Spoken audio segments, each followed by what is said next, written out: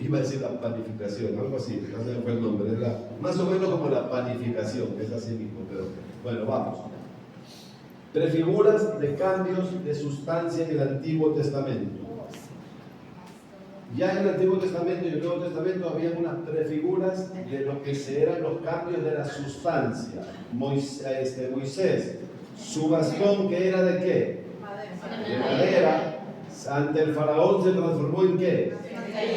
¿Y la serpiente era de madera? No. Para que esta madera se convierta en serpiente, ¿qué pasó? ¿Hubo un cambio de sustancia, sí o no? Sí. Ustedes responden, no lo voy a decir no. Sí. El río Nilo, transformado en sangre, era agua. Su esencia era H2O. Ahora no es agua. Luego de que Moisés tocó con su vara, se convirtió en sangre. La Biblia dice sangre. Y entonces es un cambio de sustancia. Y luego en las bodas de Caná, el agua que estaba en las tinajas era agua, H2O.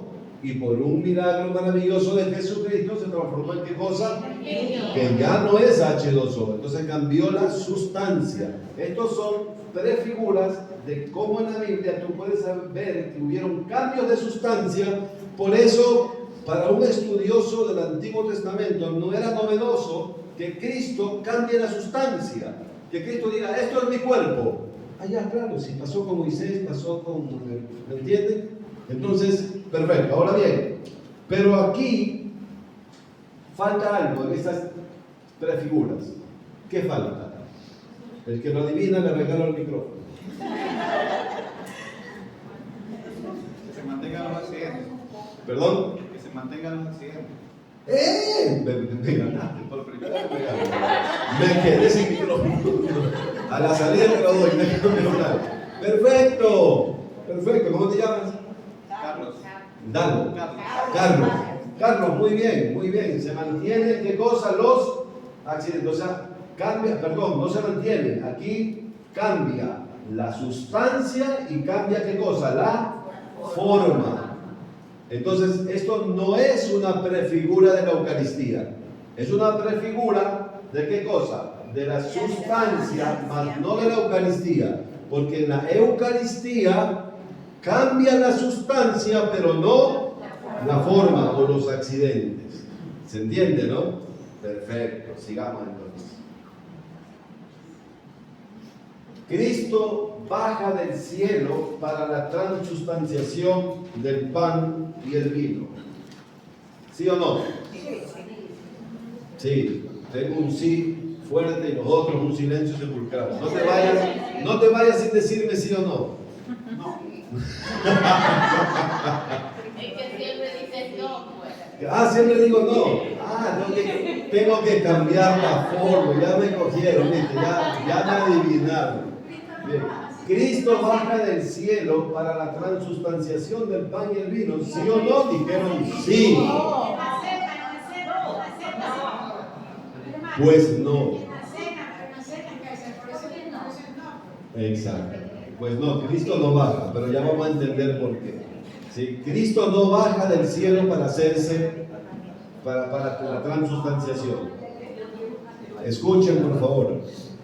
Cristo, sin moverse del cielo, se hace presente en la Eucaristía.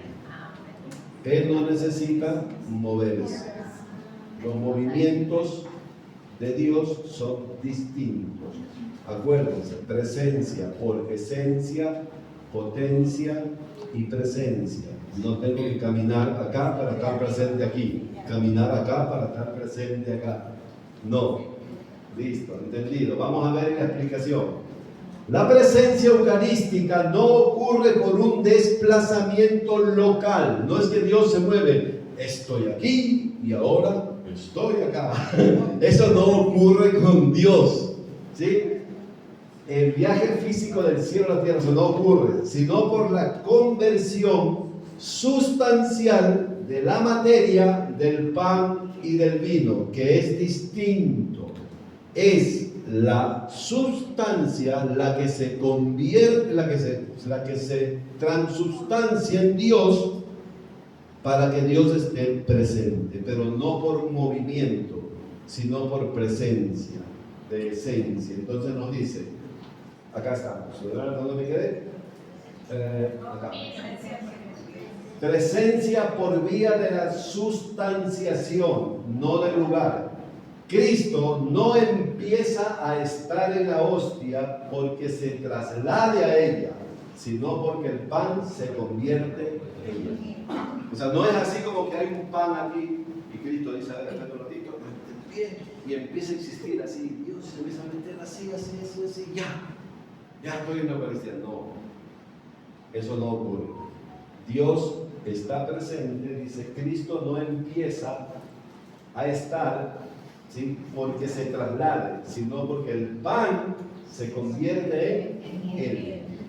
La sustancia empieza a convertirse. La analogía de la palabra: cuando tú pronuncias una palabra, el pensamiento original permanece intacto e inmóvil dentro de tu mente, en tu cielo. Sin embargo, ese mismo pensamiento se hace presente en forma real, íntegra y simultánea en los oídos de 100 personas distintas en un auditorio, sin que tu pensamiento se haya movido, ni dividido o fragmentado. ¿Se entiende?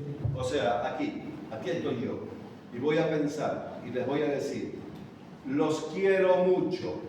En mi mente hay un pensamiento. El pensamiento es que los quiero mucho. Lo he dicho, y la palabra corre, y sin mover mi pensamiento a ningún lado, todos ustedes recibieron lo mismo. ¿Se entiende? Así es como ocurre. Dios no tiene por qué moverse, porque si Dios se movería, entonces dejaría el cielo descubierto. Entonces Dios baja para la misa, sube para la misa, baja para la misa, sube para la misa. Después de 2000 años me hubiera cansado ya. Eso ahora sube para la misa, ahora baja para la misa, sube, baja. Y entonces habrán momentos que se queda la Santísima Trinidad con dos personas, el Padre y el Espíritu Santo, y el Hijo baja. Entonces no se mueve físicamente. Eso es un tema que lo dejamos ahí porque estudiar solamente eso nos llevaría 9 charlas más.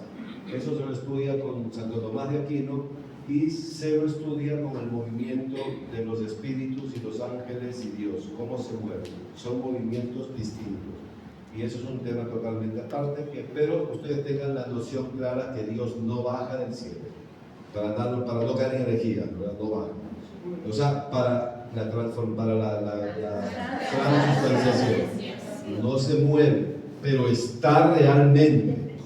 Es su esencia, es real. Cuerpo, sangre, algo lo puedes tocar, es Él, pero no se mueve así como nosotros. ¿Se entiende? Yo sé que no, pero lo aceptamos. Listo, formas especiales de estar presente. Ahora hay otras formas especiales de estar presente. Además de estos 3 modos universales que aplican a piedras, plantas y animales y humanos por igual, Santo Tomás distingue 2 formas superiores y exclusivas de presencia. Ya. ¿Cuáles son las 3 formas de estar presente Dios? ¿Cuáles son? Potencia, Perfecto. Muy bien. Ahora hay 2 más, dice Santo Tomás de Aquino, que son especiales. Es presencia por gracia y por unión hipostática. Dios habita en las almas de los justos, ¿sí?, como el objeto amado. Y aquí empieza el romance. Aquí era tener la velita como la otra vez con Víctor, que es el momento romántico. Dios empieza ya a tomarte como el objeto amado.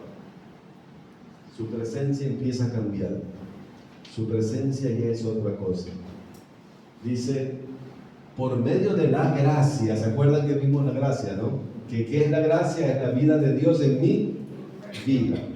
Dios habita en las almas de los justos como el objeto amado y en el amante, y lo conocido en el que conoce. Es una presencia íntima de amistad que capacita al ser humano para participar de la vida divina. Ya es la presencia por gracia, es otra cosa. Ya Dios está en ti como ese amigo íntimo. ¿Cómo lo diría Jesús? ya no los llamo siervos, los llamo. Ya no eres un siervo, somos amigos. Y entonces el que vive en ti, está en ti, y te enseña a que puedas vivir como Él. Es una presencia por gracia. Y luego está la presencia hipostática, que es el modo supremo y único en el que Dios está presente en la humanidad de Jesucristo, donde la naturaleza divina y humana se unen en una sola persona del Verbo. Es la eternidad del Verbo unida a Jesús hombre, y se une de tal forma que ya no se pueden separar ni distinguir. Es una unión hipostática, perfecta, hermosa, no se confunden, no se entremezclan, están ahí. Esa unión es única y perfecta. Listo. ¿Cómo está presente Jesús en la Eucaristía? Vamos a ir viendo. De forma operativa, espiritual y eficaz. ¿Cómo está presente Jesús en la Eucaristía? Operativa, espiritual y eficaz. Listo. Y luego dice la Iglesia, esto es dogma de fe. ¿Cómo está presente Jesús en la Eucaristía? Está presente de forma operativa, espiritual y eficaz. En la Eucaristía se hallan verdadera, real y sustancialmente presentes el cuerpo y la sangre de Jesucristo. Entonces, cuando decimos esto, es un tema ya aparte. Tenemos 7 sacramentos, pero en este sacramento tenemos una cosa distinta, que la presencia de Dios es operativa, espiritual y eficaz. En la Eucaristía se halla ¿qué cosa? Verdadera, real y sustancialmente presente Cristo. ¿Qué quiere decir eso? Porque las presencias son distintas, nuestra respuesta es distinta. Ejemplo, como la presencia, por favor escuchen esto, como la presencia es distinta, la respuesta es distinta. Quiero que me levante la mano quien de ustedes adora el agua bendita con que se bautizan los niños. ¿Quién adora el agua bendita? Nadie. Entonces, el sacramento del bautismo no es lo mismo que el sacramento de la Eucaristía. Quiero que los presentes aquí me digan quién adora a un sacerdote, que es un sacramento, la orden sacerdotal. ¿Quién adora? Entonces no es lo mismo el sacramento del orden que la Eucaristía.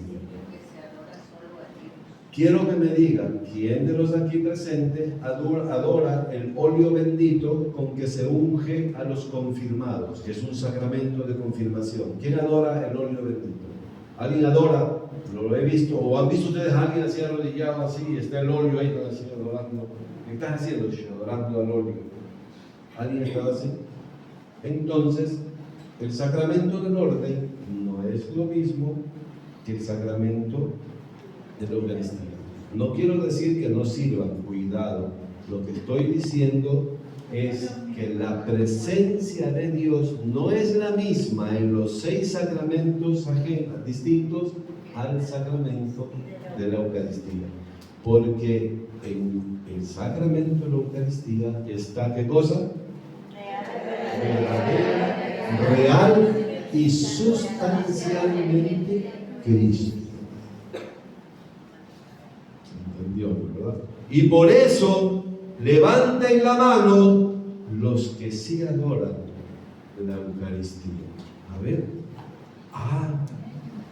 Qué distinto. Ahora sí, se entendió lo que hace 2 semanas quedó medio. Dígame. Sí, yo me he dado cuenta cuando vamos a comulgar, hay un ministro que pasa con la Eucaristía para llevarla a la parte superior, la parte de afuera, ¿no? Muchas personas no hacen la reverencia porque Él lleva a Cristo. Las personas de fe bajamos la cabeza y hacemos una reverencia.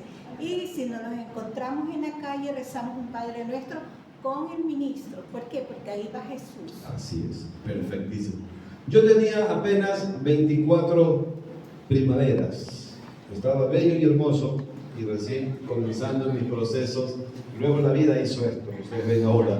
Entonces,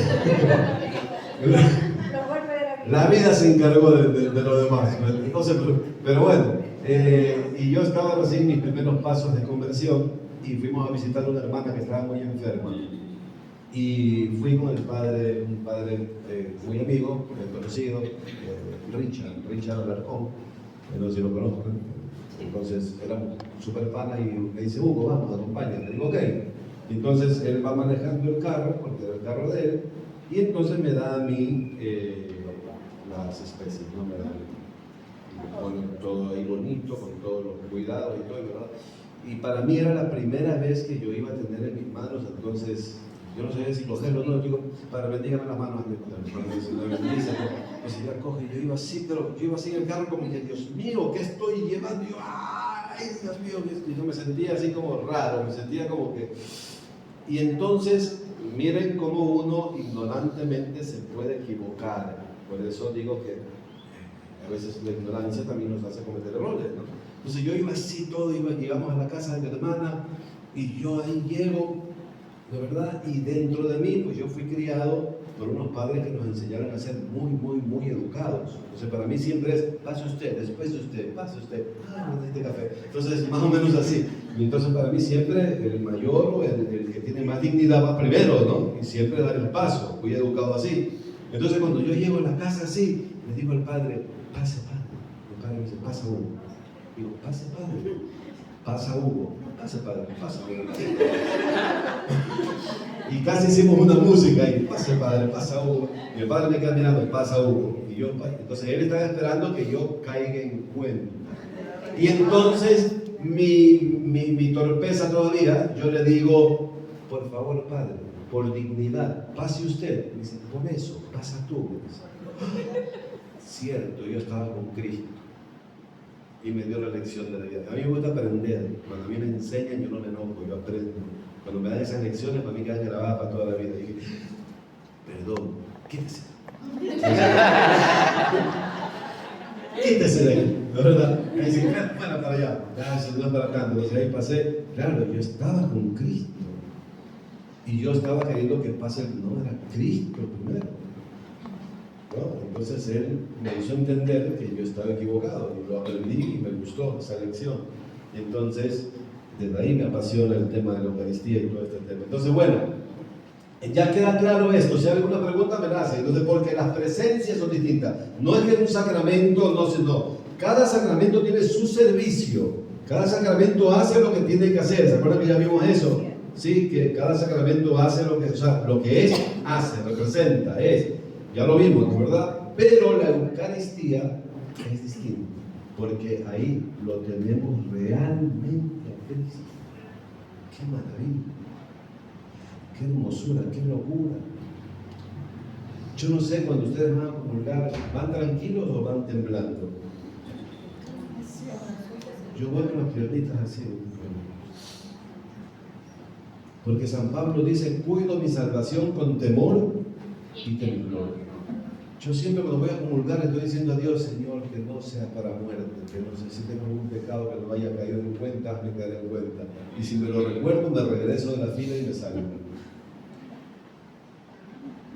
Y voy pensando, y siempre voy diciéndole al Señor, yo no soy digno, yo no te merezco, pero te necesito. Esa es mi frase preferida, Dios. Cuando ya estoy cerquita de la fila y lo empiezo a mirar, como soy alto, gracias a Dios, lo estoy mirando así, yo miro y digo, Señor, yo no te merezco, pero te necesito, por favor, déjame asentar. Jamás me siento digno de comulgar, porque está grande, está presente en su presencia, esencia real, cuerpo, sangre, alma, divinidad, lo tengo ahí, no tengo nada que envidiarle a Pedro, a los discípulos. Lo tengo allí, pero debo de entender que estar en su presencia real no es un sacramento más, por eso es el sacramento de los sacramentos. Bien, entonces, la transustanciación. Sí, ya estamos por terminar. Nos quedan como 16. No, mentira. No, mentira, ya terminamos. Transustanciación. Entonces aquí tenemos, ¿no? La sustancia y la... Ahí lo quiero ver, por ahí escuché. Está bien, díganlo, sin miedo, no sé qué. Esa, sí, sin miedo al éxito, díganlo más. Si se equivocan, les digo no, nada más. Sustancia y perfecto, entonces ya entendemos, ¿verdad? Si yo les digo a ustedes, esto lo decía el padre Manuel Carreiras, sacerdote científico espectacular, maravilloso, una lástima que ya murió. Decía el padre Carreiras, si yo les pregunto a ustedes, ¿esta mesa es sólida? ¿Sí o no? Pues no.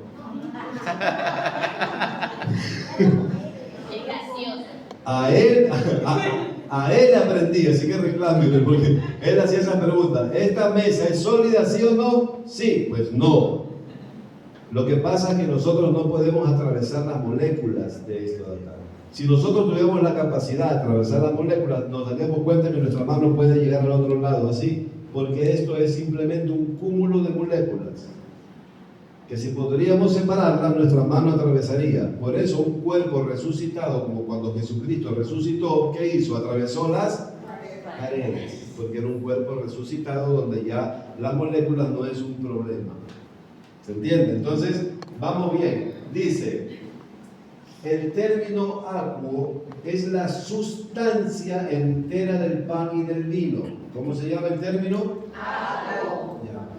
Acuérdense que en la esencia empieza el cambio, no en la forma.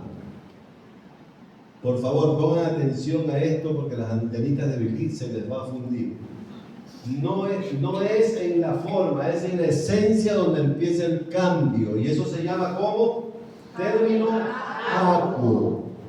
Es la sustancia entera del pan y del vino. Es la sustancia esta, aquí. Comienza el cambio, comienza la transubstanciación. Esta sustancia poco a poco deja de ser esta sustancia para irse convirtiendo en la sustancia de Cristo. Cuerpo, sangre, alma y divinidad, y se transforma en la persona total de Cristo. Y luego tenemos el término ad-quen. ¿Qué significa el ad-quen? Es la sustancia entera del cuerpo y la sangre de Cristo. ¿Qué significa esto? En este milagro, el término acuo, este de aquí, o sea, el pan y el vino, no se transforma ni se mezcla, sino que desaparece por completo en su sustancia para dar lugar al término ad-quen, que es ¿quién? Cristo, ¿verdad? Permaneciendo únicamente los accidentes externos. Por eso la iglesia dice de la Eucaristía que es milagroso, único y singular, porque no existe ni existirá nada en toda la existencia de la humanidad un milagro como esto. Por eso cuando ustedes van a misa, ven todos los días un milagro. Por eso no soy muy fanático a la gente que empieza a buscar milagros y milagros, y que el milagro de acá, que la Eucaristía acá, que el milagro de allá, cuando tienes ante tus ojos todos los días el milagro de Cristo, porque es un milagro único. Pero la novedad, pero bueno, si Dios lo hace, porque querrá que algunos por medio de esa novedad crean. ¿Se entiende, hermanos, esa maravilla? Porque yo no tengo que esperar un milagro eucarístico para creer. Si tengo todos los días ante mí el milagro de los milagros.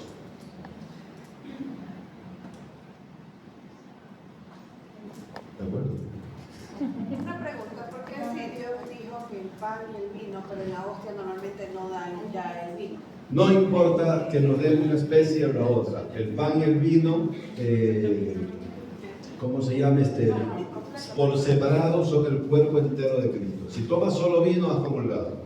Si comes solo el pan, has comulgado. Porque el cuerpo contiene sangre. Y ya se presupone que está todo completo. ¿Sí? No es una problemática. Bien, es más bien algo que la iglesia lo hace para no complicar el momento de la comunión.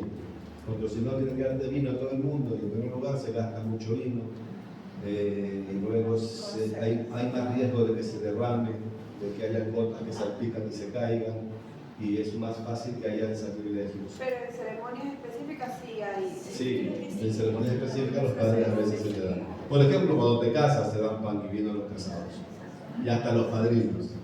Pero ahí el resto tenga su pancito. Diga. Lo que pasa es que hasta de eso se valen los protestantes para decir que ya no entregamos el vino, no solamente recibimos el... Así es. Pero es porque no vinieron a este curso. Si yo hubiese vendido 9 charlas acá, porque eran distintos. Entonces, ojo con esto, hermanazos. Miren, entonces, ¿cuál es el milagro maravilloso? Yo les voy a hacer una pregunta para ver si les regalo ya una vez la computadora de Víctor. Si yo quito esta sustancia de aquí y le pongo esta sustancia acá, ¿qué le sucede a esto? ¿Cambia a qué forma? Le quito estas sustancias, le pongo estas sustancias y las pongo acá, sin tocar la forma. Le pongo la sustancia, cambia la forma, ¿a qué forma cambia? Al de acá, ¿no es verdad? Eso es lo normal. Eso es lo que tendría que ocurrir. Si yo, digamos que esto sea una madera, le quito las sustancias de madera y le pongo sustancias de agua, esto debería ser agua. En la Eucaristía eso no ocurre. Por eso es un milagro maravilloso. Por eso es un milagro único y singular. Porque yo le quito la sustancia y la materia se sostiene. ¿Cómo se sostiene la forma? Milagrosamente. Dice la iglesia, es como si tú a la forma le pusieras un andamio y ese andamio está en el piso. La Eucaristía es que viene Cristo y le quita el piso. ¿Qué hace el andamio? ¿En qué se sostiene? Es Cristo mismo quien lo sostiene.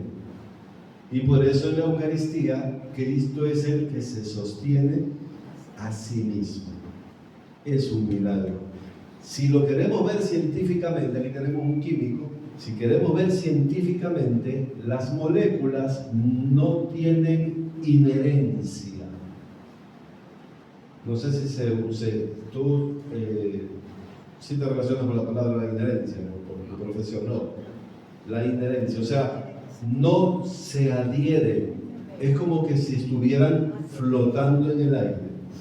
Es una locura. Por eso cuando usted a un científico le dice eso, dice que estás loco, estás drogado, católico.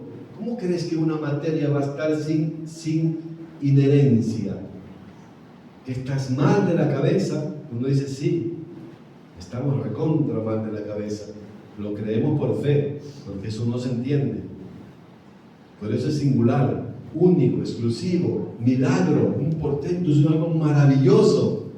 Se sostiene la materia sin estar sujeta a nada. El que la sostiene milagrosamente es el mismo Dios, sin estar sujeto a nada. Maravilloso. No sé si se emocionan, pero yo estoy emocionado. Listo, entonces vamos a los conceptos y ahora sí falta poco, ya terminamos para comer. Transustanciación, concepto. Vamos a poner aquí un par de herejías. La impanación, la consustanciación y la transustanciación. ¿Qué es la impanación? Que es una herejía. Permanece intacta. O sea, ¿qué pasa con la sustancia del pan? Los que caen en esta herejía dicen que la sustancia del pan permanece intacta. O sea, que el pan se transforma en Cristo. Cristo se transforma en el pan, siendo que el pan sigue siendo pan y Cristo en el pan. y eso no es católico. Se une localmente a la del pan, como la divinidad a la humanidad en la encarnación. Estado final del sacramento. Hay dos sustancias. La impanación maneja dos sustancias simultáneas, la sustancia del pan y el cuerpo de Cristo. Eso propusieron los que propusieron esta herejía, pues la iglesia les dijo no. En la Eucaristía no hay dos sustancias, hay una sola. Luego vino el luteranismo con el señor Lutero y dijo no, es la consubstanciación. ¿Qué dice la consubstanciación? Que permanece junto con la de Cristo con y bajo el pan. O sea, se hace presente de forma espiritual o sacramental, como los otros 6 sacramentos, ¿sí? Al momento del uso. Y luego, ¡puf!, desaparece. Coexistencia de sustancia, pan y Cristo al mismo tiempo, negado. Y luego viene el dogma católico, que es la transustanciación. Desaparece por completo. ¿Qué pasa con la sustancia del pan? ¿Qué pasa? Desaparece. Solo quedan las especies sensibles, o sea, los accidentes. Huele a pan, sabe a pan, pero no es pan. ¿Qué pasa con la sustancia de Cristo? Sustituye por completo a la sustancia del pan. ¿Cuál es el estado final? Solo existe la sustancia de Cristo.